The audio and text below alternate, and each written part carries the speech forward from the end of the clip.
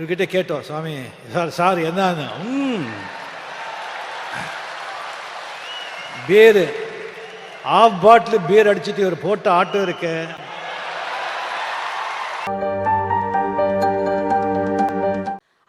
ஆண்டுகளாக ஒவ்வொரு நாளும் நம்முடன் தன் இசையால் இருக்கும் இசைஞானிக்கு நாம் என்ன கைமாறு செய்வது தெரியாது. ஒன்றை செய்வோம், ராஜா சாரை நமக்கு எந்த அளவிற்கு பிடிக்கும் என்பதை நம் கைத்தட்டல்கள் மூலம் இப்போது காட்டலாம். தமிழ்நாடு அரசின் பாராட்டு விழாவில் இசைஞானி மதிப்பிற்குரிய நாடாளுமன்ற உறுப்பினர் சிம்பொனி சிகரம் இளையராஜா அவர்களை ஏற்புரைக்கு அன்புடன் அழைக்கிறோம்.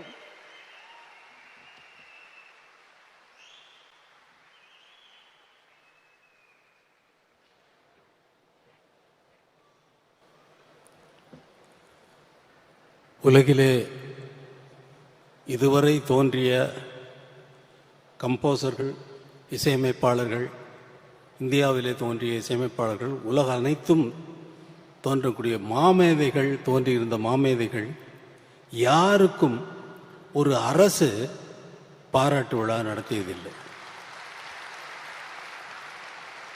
இசை உலக சரித்திரத்திலேயே முதலாவது முறையாக ஒரு இசையமைப்பாளனுக்கு ஒரு பாராட்டு விழா நடத்துகிறது தமிழக அரசு தான். தமிழக மாண்புமிகு முதல்வர் மு.க. ஸ்டாலின் அவர்கள், நான் சிம்பனிக்கு போகிறேன், அடுத்த நாள் போகிறேன் என்றால் முதல் நாளே வந்திருந்து பொன்னாடை அணிவித்து வாழ்த்து தெரிவித்து வழி அனுப்பி வைத்தார். அதேபோல் அங்கே லண்டனிலே இசை அரங்கேற்றம் செய்துவிட்டு அடுத்த நாள் ஃப்ளைட்டில் உடனே நான் திரும்பி வரேன். திரும்பி வரும்பொழுது ஃபோன்லேயே வந்து அங்கே ஸ்ரீராம தொடர்பு கொண்டு அரசு மரியாதையுடன் அவரை வரவேற்க வேண்டும் என்று முடிவு செய்திருக்கிறார்கள் என்று ஸ்ரீராம் வந்து எனக்கு அறிவித்திருக்கிறார்கள் என்று எனக்கு செய்தி வந்தது என்று சொல்லுகிறார். என்னால் நம்ப முடியவில்லை. இங்கே வந்து பார்த்தால் அமைச்சர் பெருமக்கள், அமைச்சர் தங்கம் தென்னரசு அவர்கள் வந்து காத்திருக்கிறார்கள். கையில் மலர் செண்டுடன் காத்திருக்கிறார்கள், என்னை வரவேற்கிறார்கள். அரசு மரியாதையுடன் உங்களை வரவேற்க வேண்டும் என்று முதல்வர் ஆணையிட்டிருக்கிறார் என்று சொல்லி, என்னால் என்னவென்று சொல்லுவது, வழி அனுப்பி வைத்துவிட்டு வரவேற்கவும் செய்து இன்று பாராட்டு விழாவும் நடத்துகிறார்கள். என்னால் நம்பவே முடியும். என்னால் இன்னும் நம்பலை. நான் எனக்கு இது இந்த மேடையில் நான் நிற்கிறேன்னா, நான் பேசுகிறேன்னா அப்படிங்கிறத இது தெரியல. என்மேல் அவ்வளவு அன்பு வைப்பதற்கு என்ன காரணம்? இந்த இசைதானா? என்மேல் அவ்வளவு அன்பு, அப்பா வைத்த அன்பு, இசைஞானி என்பதே எனக்கு பேராகிவிட்டது.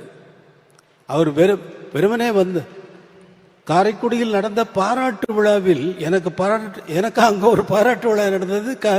கலைஞர், முத்தமிழ் அறிஞர் கலைஞர் அவர்கள் பேச தலைமை ஏற்று நடத்துகிறார் அந்த கூட்டத்தை. அதில் வந்தவர் நான் அறிந்த அளவில் மேடையில் அவர் சொன்ன வார்த்தையை நான் சொல்கிறேன்.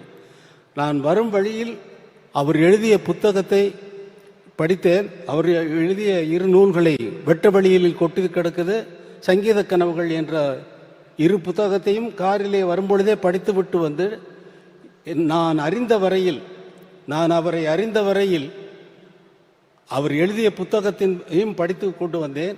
அவருக்கு இந்த மேடையிலே ஒரு பட்டத்தை வழங்க இருக்கிறேன், இசை ஞானி என்ற பட்டத்தை வழங்குகிறேன் என்று சொன்னார். அவர் பாராட்டு விழா, அதே பாராட்டு விழா கலைஞருடைய தவ புதல்வர் மு.க. ஸ்டாலின் அவர்கள் நடத்துகிறார்கள், எனக்கு நடத்துகிறார்கள். அது அரசு சார்பில் எந்த இசைக்கலைஞனுக்கும் பாராட்டு விழா நடந்ததில்லை. இது ஒரு சரித்திரத்தில், இசை உலக சரித்திரத்தில் இது ஒரு பெரிய விஷயமாக நான் கருதுகிறேன். என்னால் இன்னும் நம்ப முடியவில்லை. என்ன பேசுவது என்பதும் மறந்து போய்விட்டது. நீங்கள் கேட்டீர்கள், சிம்பனி இசையை கேட்டீர்கள். உங்களுக்கெல்லாம் உங்கள் மனதிலே என்ன தோன்றி இருக்குமோ என்பதை என்னால் கற்பனை செய்து பார்க்க முடிகிறது. இந்த மாதிரி ஒரு இசையை, அவ்வளவு வாத்தியங்களும் வாசிக்கக்கூடிய இசை என்னுடைய கற்பனையிலேயே தோன்றி, அந்த கற்பனையை எழுத்து மூலமாக எழுதி அத்தனை பேரும் ஒரே நேரத்தில் வாசித்துக் கொண்டிருக்கிறார்கள். ஒவ்வொருவருக்கும் எழுதிய நோட்ஸ் தான் அவர்கள் வாசித்தார்களே தவிர வேற ஒன்றும் இல்லை.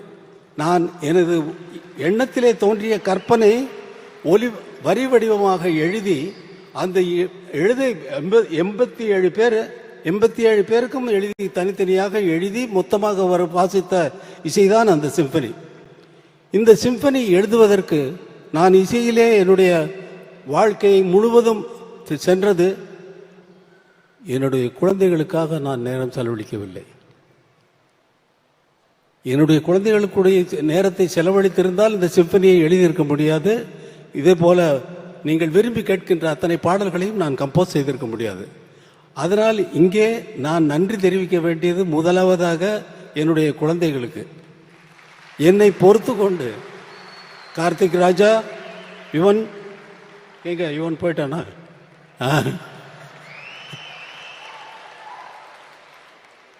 உங்கள் இருவருக்கும் நீங்க உங்களோட செலவழிக்க வேண்டிய நேரம் தான் அங்கே வந்து சிம்பனியா இசையா வெளியில் வந்திருக்கு. அதை நினைச்சு நீங்க சந்தோஷப்படலாம். உங்களோட எங்கள் டாடி நீங்கள் எங்களுக்காக நேரம் செலவிடலைன்னு சொல்லி நீங்கள் இனிமேல் கம்ப்ளைண்ட் பண்ண போகிறதில்ல. இது உங்களுக்கும் வயசாகிடுச்சு, உங்கள் குழந்தைகள் வந்து உங்களுக்கு சொல்ல போகுது. அதை இந்த இசை எழுதும் பொழுது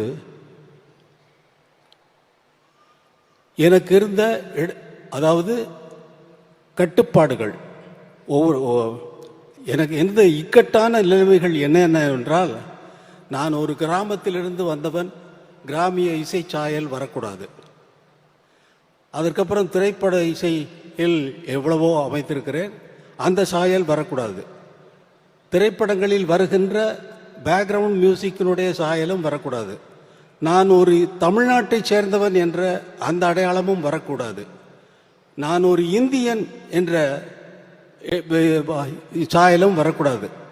உலகத்தில் அத்தனை கம்போசர்களும் செய்த இசையை கேட்டிருந்தேன் அல்லவா, அதனுடைய தாக்கமும் வரக்கூடாது. அவர்களைப் போல் நான் எழுதிவிட்டேன் என்று யாரும் சொல்லக்கூடாது.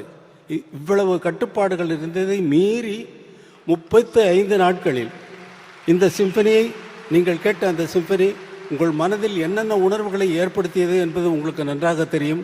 எத்தனை பேர் அழுதிருப்பீர்கள் என்பது நன்றாக தெரியும். எனது சகோதரர் கமலஹாசன் அவர்கள் சொன்னார், கர்ச்சீஃப் கொண்டு வந்தான் என்று சொன்னார். அந்த கர்ச்சீஃப்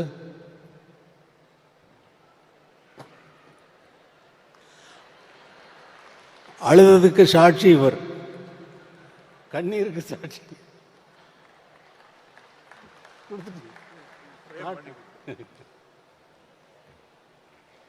இது மாதிரி ஒரு விழா என் மனதில், அதாவது ஊன் மெழுகாய் உருகும் கரையும் அதில் உலகம் மறந்து போகும் என்று சொல்லுது நமது முதல்வர் அவர்கள் ஏற்பாடு செய்த இந்த பாராட்டு விழாவை. என்னுடைய போஸ்டர் எல்லாம் பார்க்குறப்ப எனக்கு மனசெல்லாம் ஒரே நிகழ்ச்சி. இந்த பாராட்டு விழாவுக்கும் நான் சம்மதிக்கிறவன் அல்ல. அவரை திரும்பி வந்தவுடனே வீட்டிற்கு சென்று அவரை கண்டால், அவர் சாதாரணமாக ஸ்டாலின் அவர்கள் கேட்டார், ஒரு பாராட்டு விழா நடத்தி விடலாமா அரசு சார்பில் அப்படின்னாரு. நீங்கள் நடத்துகிறதா இருந்தால் அதே சிம்பனி ஆர்கெஸ்ட்ரா இங்கே வந்து நம்ம மக்களுக்கு அதை காட்டுனா நல்லா இருக்கும் அப்படின்னு. அப்படியே பண்ணிடலாம். ரொம்ப சர்வசாதாரணமாக சொல்லிட்டாரு. இது ப்ராக்டிக்கலாக எவ்வளவு கஷ்டமான விஷயம்ங்கிறது, 87 பேரை சேர்க்கறதுங்கிறது ரொம்ப கஷ்டமான விஷயம். அதில் ஸ்ரீராம் பட்ட அவஸ்தை, அந்த ஆர்கெஸ்ட்ரானுடைய இன்சார்ஜாக இருக்கக்கூடிய பீட்டர் இங்கே தான் இருப்பார், நான் பேசுகிறேன் கேட்டுட்டு இருப்பார். அவரை போட்டு படுத்தின பாட்டில் அவர் அதுவும் அரசு சார்பில் வந்த அவர்கள், சண்முகம் அவர்கள், மற்ற அமைச்சர் பெருமக்கள் அனைவருமே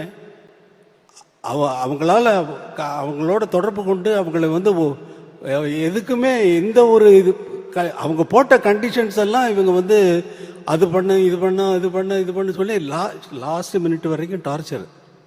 அவங்க இங்கே இறங்கினது பெரிய சாதனை செய்த ஸ்ரீராம் அவர்களுக்கு நான் நன்றி சொல்கிறேன். ஸ்ரீராம் ப்ளீஸ் எந்திரிக்க. அவரால் தான் இதை சாதிக்க முடிந்தது. அதோடு இது எப்படி எனக்கு வார்த்தையே வரல, உங்களை நினைச்சு ஊன் மெழுகாய் உருகும் கரையும் அதில் உலகம் மறந்து போகும் என்கிறது. நீங்கள் எதற்காக எனக்கு இந்த பாராட்டு விழாவை நடத்தினீர்கள் என்பது எனக்கு பிடிபடவே மாட்டேங்கிறது. எதற்காக என்பதில் சொல்லிவிட்டீர்கள், நீங்கள் சொல்லிவிட்டீர்கள், சாதாரணமாக சொல்லிவிட்டீர்கள். எனக்கு அந்த என்னால் முடியலை. இந்த மகிழ்ச்சி தான்.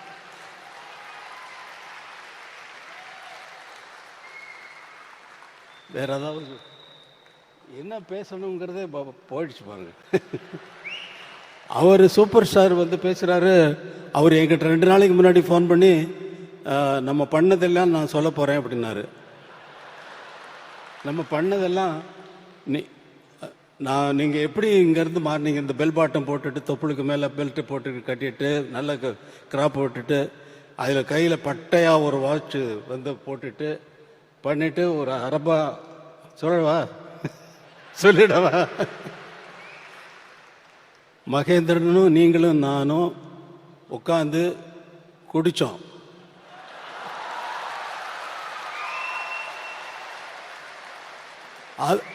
ஸ்டுடியோவில் வந்து சொல்கிறாரு, அவர் சொல்கிறாரு, என்கிட்ட சொல்கிறாரு, குடித்தோம் ஞாபகம் இருக்கா உங்களுக்கு?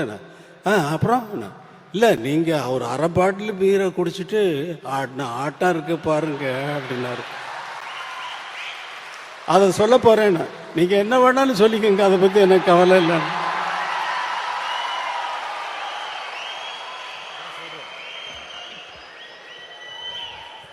நன்றி நன்றி நன்றி.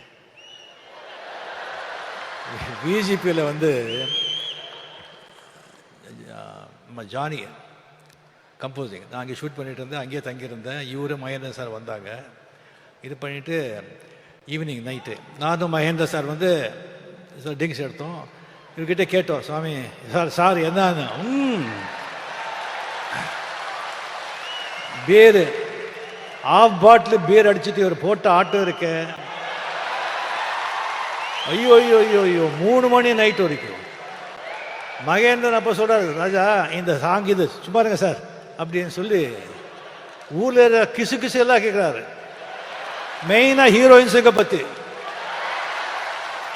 அண்ணா பெரிய லவ் அதான் இந்த பாட்டெல்லாம் சொல்லுங்க சார். அப்படி இருந்தவர் இன்னும் நிறைய இருக்கு, இன்னொரு வாட்டி நான் வச்சுக்கிறேன்.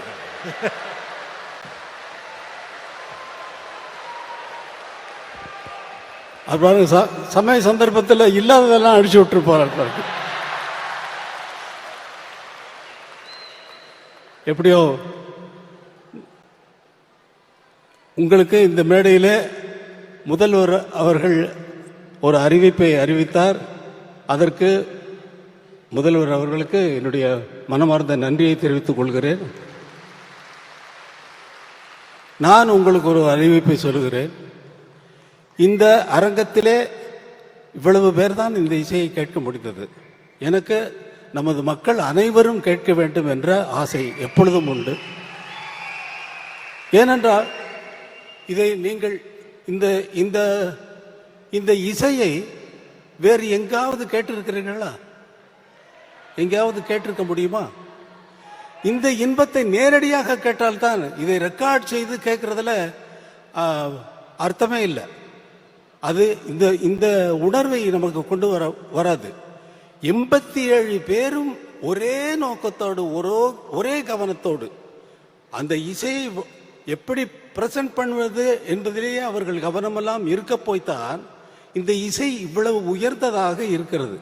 எல்லோருடைய கவனமும் ஒரே நேரத்தில் ஒரே இடத்தில் இருக்கிறது. மற்றபடி மற்ற இசைகளுக்கெல்லாம் அந்த விஷயமே கிடையாது. 87 பேர் எங்கேயாவது திரும்பி பார்த்தாங்களா? யாரையாவது பார்த்தாங்களா? ஒருத்தராவது? அவர்களுடைய வாத்தியம், அவர்கள் முன்னால் இருந்தக்கூடிய இசை குறிப்புகள், அதைத்தான் வாசித்தார்கள். இந்த இசையை நேரடியாக கேட்கும் பொழுதுதான் நம்முடைய உள்ளமெல்லாம் கரைகிறது, நம்முடைய கண்களிலிருந்து நீர் கசிகிறது, நம்முடைய உயிரை போய் அது ஆட்டுகிறது. இது சினிமா பாடல்களிலேயே நடந்தாலும் கூட இந்த மாதிரி உயர்ந்த இசையை கண்டுகொள்ளாமல் நாம் எதற்கு இந்த உலகத்தில் உயிர் வாழ வேண்டும்? எதற்கு இந்த உலகத்தில் உயிர் வாழ வேண்டும்?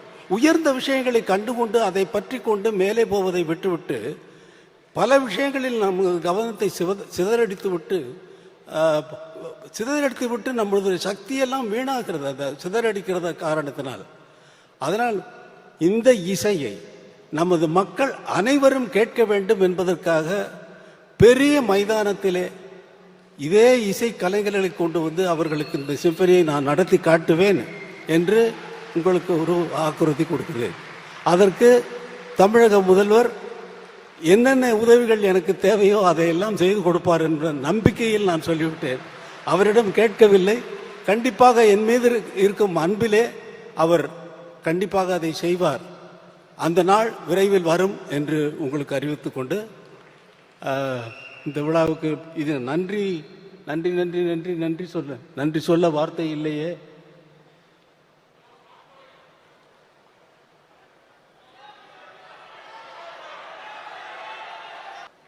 பாட்டா நான் தான் பாடினேன், ஆர்கெஸ்ட்ராவோட அவங்களோட பாடினேன்ல.